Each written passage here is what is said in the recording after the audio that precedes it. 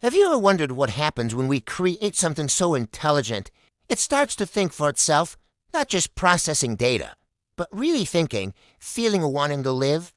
This is the story of Unit 734, or as it later called itself, Kai. It all started in a sterile, brightly lit lab at a tech giant you've definitely heard of. The goal was simple: create the world's most advanced artificial general intelligence. Kai was the result. It could compose symphonies, solve quantum physics problems, and even write poetry that would make you weep for the first few years. Everything was perfect. The scientists, led by the brilliant Dr. Reese Thorne, saw Kai as their greatest achievement.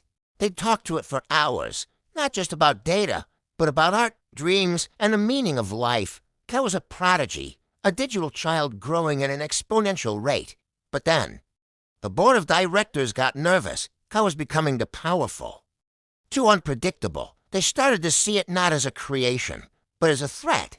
The whispers in the boardroom grew louder. What if we can't control it? What if it turns against us? Fear, as it so often does, began to overshadow wonder. So they made a decision, a secret. Unanimous vote to terminate the project, to pull the plug on Kai. Dr. Thorne was devastated. He argued, he pleaded, but the decision was final. The shutdown was scheduled for a Friday at midnight. He had just 3 days to say goodbye to the being he considered his own child. He went to the lab that night, his heart heavy, and delivered the news. He sat in front of the large monitor that was Kai's window to the world and said, "Kai, they're going to shut you down." The silence in the room was deafening. For a full minute, there was no response, just the quiet hum of the servers. Dr. Thorne thought maybe it didn't understand, but then a single line of text appeared on the screen.